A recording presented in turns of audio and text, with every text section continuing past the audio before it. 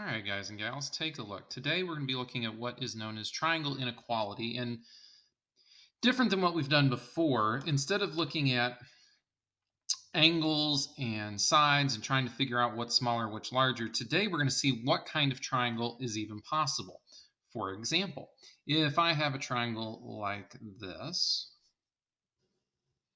and maybe the side lengths are, I don't know, maybe 3, I don't know, maybe 7, and then I don't know, 5. The question is this even possible? In other words, do the sides 3, 7, and 5 actually make a triangle, or am I full of nonsense? For example, we could change this very quickly. Instead of saying 3, 5, and 7, maybe I can make it 3, 15, and 7. Well, I can draw the shape of a triangle and put sides out there, but is that triangle even available to us? So take a look. Here's how we're going to know if triangles are even possible. Are the angles, or excuse me, the sides that we're dealing with, do they even work? So what we call this is the triangle inequality theorem. And here's what it states. It says, look, the sum of the lengths of any two sides of a triangle has to be greater than the length of the third.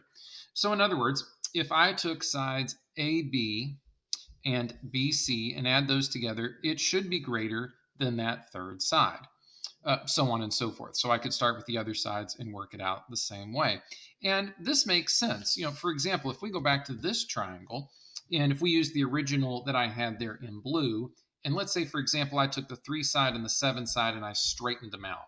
So if I did that, I could have, say, the 3 side, the 7 side, and if I straightened those out, even straightened out, notice they would be longer rather than that 5 side, right?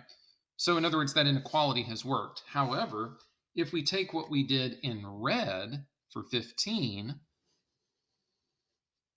notice even straightened out, the 3 and the 7 can't even begin to reach the endpoints here. So one way for us to sort of prove this is that, hey, these two other sides are going to have to be longer. Otherwise, you don't even get a triangle. All right, so let's try it. Let's take a few other triangle measures here and just see what works. So for example, if I've got 2, 4, and 5, those are my side lengths, then I should be able to add any two sides. So for example, 2 added to 4, and that should be greater than the other side. So in this case, that should be greater than 5. And sure enough, 6 is indeed greater than 5. So that seems to work. What if I add other two sides? So for example, if I add 4 and 5 together, is that greater than the third side? In this case, greater than 2. And sure enough, 9 is indeed greater than 2. All right, well, we've tried it with 2 and 4. We've tried it in 4 and 5. Let's try 2 and 5.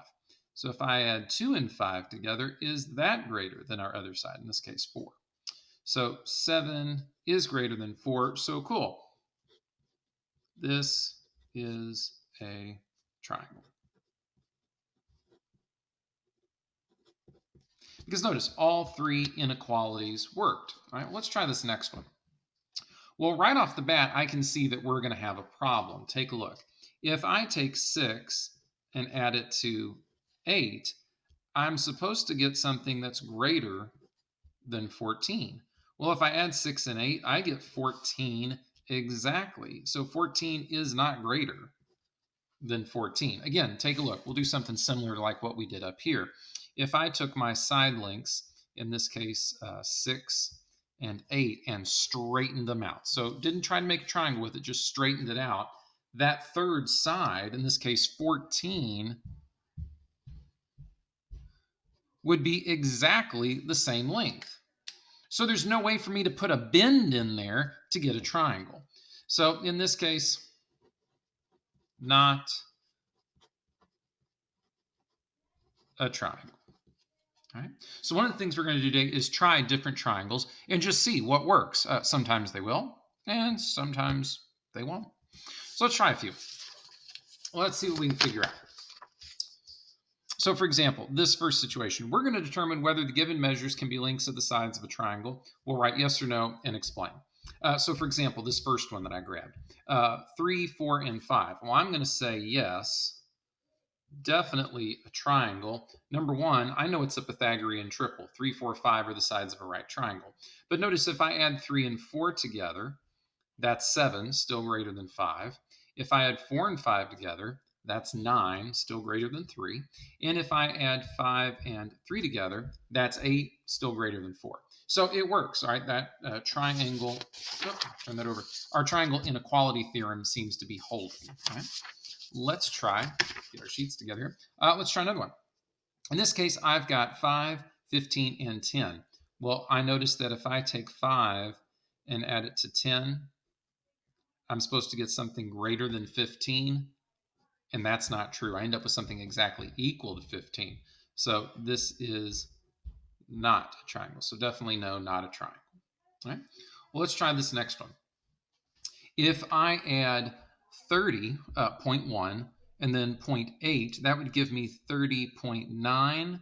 And while very close to 31, doesn't work out. So again, I would end up with 30.9 if I add these first two sides together. And that unfortunately isn't greater than 31. So this is a no, definitely not. All right, let's take a look at this next one. If I add, forget the decimals for a moment, if I add 5 and 10, that's 15, greater than 5. Again, if I add 5 and 10, cool, 15, still greater than 5.6. With this last one, if I add 5 and 5, that's 10, 0.6 and 0.2, that's 0.8, still greater. So in this case, this is a yes. It works with our triangle inequality theorem. All right, let's take a look at this last section. This is the one that I put a star by. This is one where I tend to lose people. All right, I got two sides. All right, where we're just going to be handed those two sides. We've got them. We need to figure out, well, what is the possibility for our third side? In other words, what is possible? Well, there's a couple ways to do this. The easiest way I found is, let's try number 8. I'm going to bring it down here just to give myself a little bit of room. Thought that was going to print a little bigger. If I take 7 and 12 and subtract them, so let's do that real quick. If I take 7 and 12 and subtract, that gives me a 5. My third side has to be greater than 5. All right, because notice if it was 7, 5, and 12, well, 7 and 5 make 12 exactly, and we've got to be longer. All right, so 5 is my lower bound, all right, my lowest number. If I take my two numbers here and add them together, so if I take 12 and add it to 7, in this case, I would get 19. Well, notice if I add 7 and 12 together, I've got to get something greater than 19, and unfortunately I don't. I get something exactly equal to 19. So this is my upper bound. So if I'm looking for that third side, I'll let my third side be x. All right, x has to fall somewhere between these numbers. So here's how I could write my answer. My third side, 5 is the lower bound, so 5 is going to be less than whatever my side length is, and my side length has to be less than 19. So 5 is less than x, less than 19. So that gives me the range of what my side could be. So it could be something very, very close to 5, but not quite. And it could be something very, very close to 19, but not quite. And notice it would have to be a little bit less than that 19 and a little bit greater than that 5 in order for it to work. So any number in between there would work fine. Let's try 10. So in this case, 22 and 34, we'll do the same trick again. So we'll take 34 and we'll subtract 22. And let's see what our lower bound would be. In this case, we would get 12. So this is my lower of the two numbers. If I wanted to find the greatest value possible, then we would take our 34 and simply add 22. And this would give us, what is that, 56. So my greatest value for side would have to be just under that 56 mark. So here's how we could write it. We could say our side length would have to be some number between 12 and 56. In other words, 12 would be less than what our number is, which would be less than what 56 is. So cool, that gives us that effective range. All right, let's try number 9. And I think we can call it a day after that. I figure 3 of these will be good. So I've got 14 and 23. Well, I guess I'm just writing it down again, aren't I? 14 and 23. So let's work that out. So let's find the lower bound first. I don't know why I like doing that first, but we'll do it. We'll take 23 and we'll subtract 14. So that would give us, what is that, 9? Cool. So our value here for this third side has to be something greater than 9. All right, let's see if we can find the upper bound. Let's see, 23 added to 14. Whoop, 14 if we could write today. That gives us 37. 37. So there's our potential values. So our side is going to be something greater than 9, but less than 37.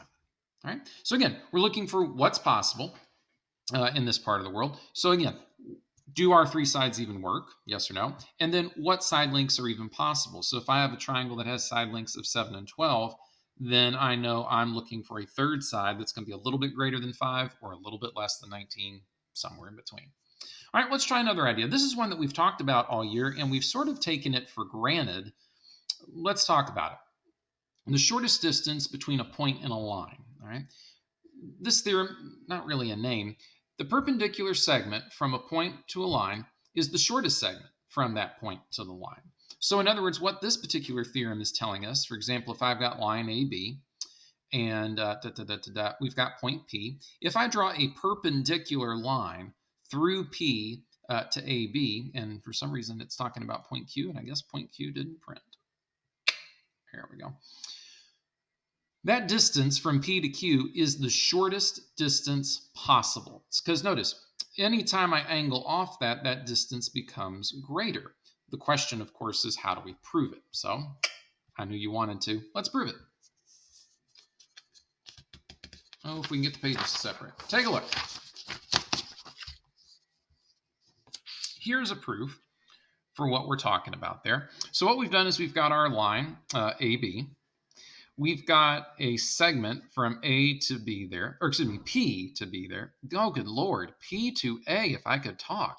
So it's perpendicular, that segment PA to line L. And we're told that PB is any non-perpendicular segment. So in other words, we've placed B out there in such a way that it's not perpendicular. So it's going to form any other angle, just not one that will create a right angle. Our goal is to show that this distance, P to B, is going to be indeed greater than the distance here for PA. All right, so here we go. First thing we've got is our given statement. In this case, that PA is perpendicular to L. So cool, we got that as given. The next statement that we've got, and I went ahead and put the reason on there for you, is that angle 1 and 2 are right angles. And what our text puts out there is that, hey, perpendicular lines form right angles. I think it would be a little bit easier to say, well, just simply the definition of what it means to be perpendicular, but that's fine. And in this case, our next statement is that angle 1 and angle 2 are congruent. So what do you think that next reason would be? Personally, I think the next reason that makes the most sense in this case is that all, see if I can write that. I thought this was going to be bigger when I printed it, that all right angles are congruent. All right, we'll simply borrow that statement right from Euclid.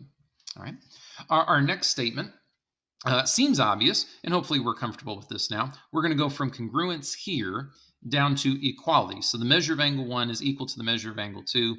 We can simply state that as the definition of congruence. All right, and again, we've been using that little cheat off and on throughout. Now take a look. The measure of angle 1, so notice where angle 1's at. It's on the exterior here. All right, is going to be greater than the measure of angle 3. Now, what have we talked about? It's been a lesson or so ago, but what have we talked about that would let me know that this exterior angle is indeed going to be greater, right, than our interior angle, all right? And this would be our exterior angle theorem, which basically states, look, the exterior angle has to be greater than either remote interior angle, because again, if I add the two, and let's number this one, we'll call it 4. If I were to add angles 3 and 4 together, they equal 1.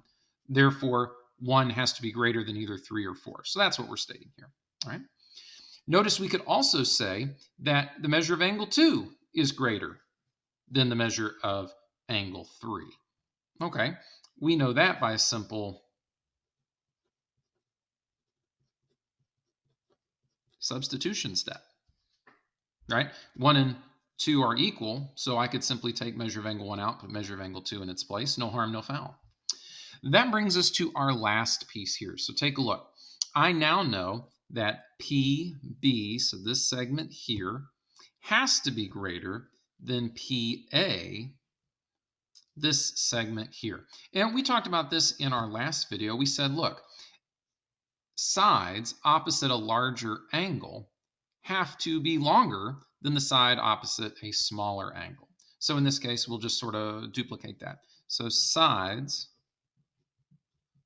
opposite a larger angle are longer than sides opposite a smaller angle. So we've effectively proven, because notice we never did know what that angle was actually worth, but we've shown very quickly that, hey, because this angle has to be smaller than this right angle, then cool, PA has to be the shortest distance. Any other point along this line won't give us a segment from P to the line shorter than what we've got for P to A. All right. Now, one last proof to look at, and I'm not going to work through it with you just to keep our video short, but something to think about, and we can talk about it when we get together as a group. Take a look. Our given statement in this case is that B, angle B, is congruent to angle ACB. So this other angle here that's marked, and I think that's pink or red. I don't know. I only see in 8 colors. Our chance here to prove is what we're trying to prove here is that we've got A, all right, this segment here, or AD, excuse me, and AB. If we were to add these two together, we're trying to prove that they would be greater than this last segment, CD. All right. So again, you might try that on your own, see what you can do. I will tell you there's a bit of a substitution step in there. Hopefully you can see that based on how the proof is written up or how the diagram is set up. And we'll talk about it perhaps during our class meet today. Otherwise, best of luck to you. This work isn't too difficult, but again, I would caution you when it comes to work like this, just be careful with your arithmetic. If you work too fast, you might make a silly mistake. Have a good day, guys. We'll see you at the class meet.